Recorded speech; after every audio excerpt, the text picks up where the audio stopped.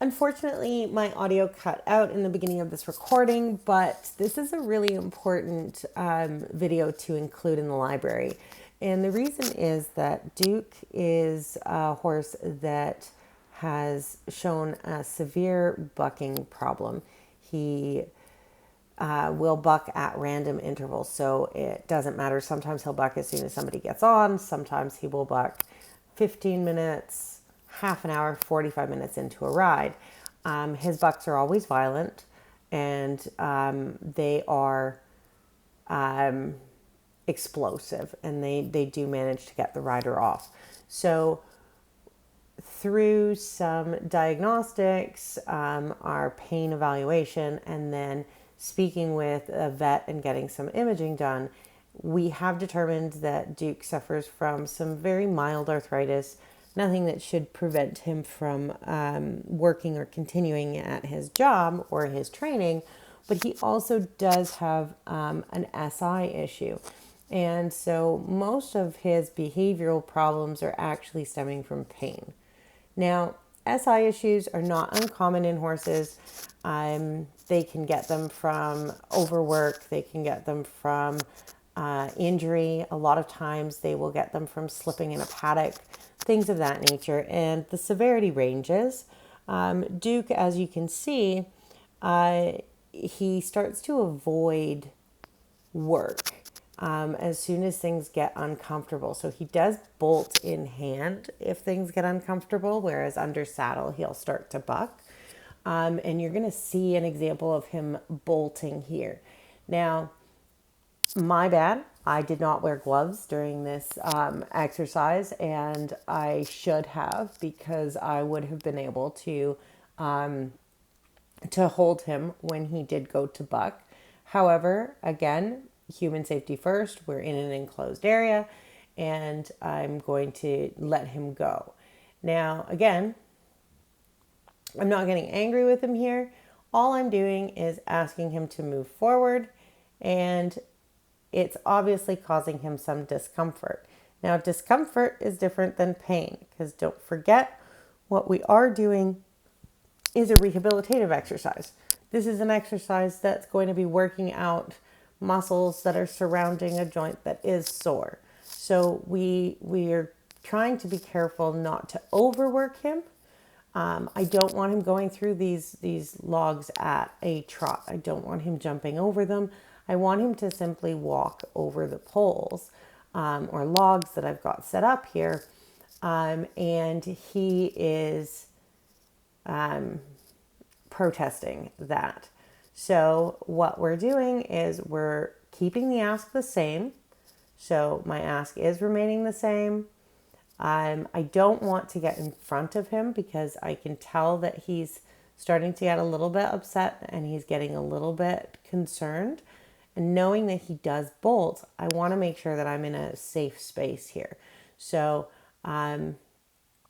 again, trying to get him to slow down a little and not trot over the poles, because I don't want him to have an issue. And you'll see there, he started doing what he could in order to just yank that rope out of my hand and started to run. I let go of the rope. That was a decision because of the fact that I did not want to burn my hands. And you'll see that he stopped. Most of the time when a horse is bolting, they're bolting because of fear or pain. And in this particular situation, once he was able to kind of get away from what he deemed as painful, he was able to stop. Now, what's really interesting is what happens in the next part of this clip. So I want you to understand, as you can see, I didn't give him any trouble for that. He wasn't disciplined for it. I understand why he decided to do it. But now what I'm doing is I'm just asking him to do the same thing again. We have not been doing this for very long. In fact, this has been less than 5 minutes of trying to walk over these poles. And I know that this isn't going to be too taxing on him based on the issue that he has. But I need him to realize that just because he does negative behavior, it doesn't mean that he gets in trouble, but it also doesn't mean that he gets to stop the work. So I do get a lot of people who ask me, oh, well, if you let them go when they bolt, aren't you just teaching them that they can bolt and get away from you? Well, yes, if I don't go back to the work. If what he's getting is the fact that all we're going to do is lengthen the amount of time that we're doing this, that he's not actually going to be able to avoid anything, but he's going to be asked to go back and do the work anyways, that actually negates that idea that he was able to avoid work. So very important if you have situations where a horse doesn't want to do something and they employ an avoidance technique that works, because horses are larger than us, and a lot of times if they try and get away from us, they can. It's very important that you come back to it. It's the whole old adage saying, oh, if you get bucked off, you need to get right back on the horse.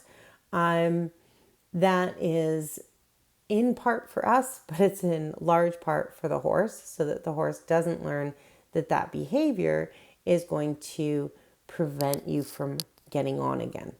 So it's important to try and maintain the same energy level, maintain the same ask, and get him to get back to concentrating on doing the work. And again, we don't do this for a very long time. We are working on trying to keep this around 10 minutes and trying to make sure that he is doing this slowly. Now, interestingly enough, when he starts to trot, that is also an avoidance technique when it comes to rehabilitating the SI. So the slower that we do this exercise, the more concentrated this exercise becomes. So right now, what we're doing is we're building up that thoracic sling. We're going to be helping to build up his top line. And at the same time, we're working out that SI joint. But we want to do this slowly, especially at the beginning, because we really want him to focus on it. It's kind of similar to doing Pilates versus a high intensity workout. Pilates is much more concentrated on individual muscles, and that's exactly what we're trying to do here. Now, when he succeeds, when he's able to go over it and do the rotation once or twice, we want to make sure that he's able to have success. So we want to tell him that he's a good boy. And again, that bolting that he did at the near the beginning is forgotten, and he's being praised and rewarded for the fact that he came back to work, he did the work that was required, and we can move on. Now, I don't want him to think that any time that he comes to the logs, it's going to be painful. So what we're going to do now is we're going to work a little bit more on just rounding and flexibility, something that's not quite as painful for him, where we're going to use these poles as something that we can actually slalom around. So I always like to, when I set up any obstacle or any exercise, I like to be able to use them in multiple ways. And here what we're doing is we're taking away the added work or the added stress of having to lift his feet over the poles, but we are still working that SI joint because we are making those turns. Now, much like cross training or things of that nature, you want to make sure that you're working the muscle or the joint as well as all of the muscles around it. So it's not just going to be individual exercises that we use. We want to be able to stabilize that hip and stabilize those joints really as well as we can. And the best way that we can do that is through using multiple types of workouts. So, this example, like I said, it's getting him to do smaller motions. So, here I'm starting to have him walk longer distances without having to go over the pole, and then to go over the pole on an angle. And again, that is going to give him a completely different type of workout than going over the poles straight, or continuously going over the poles, or even doing that bending exercise that we were doing. So there's lots of different ways to do this. If you don't have a circle of poles, you can easily put down landscape timbers. You can use things that are in a line. You can use things that are on a curve. It's really up to you how you want to use this. But this is a great exercise for a horse with SI issues. It's also a great exercise for horses in general. So we do want to work on their proprioception. We do want to work on them picking up their feet. So this is an exercise that we'll use with multiple horses for all different kinds of reasons. But again, for this particular horse, we wanted to do something that was going to give him a low impact but highly effective workout for his SI joint and his hind end stability.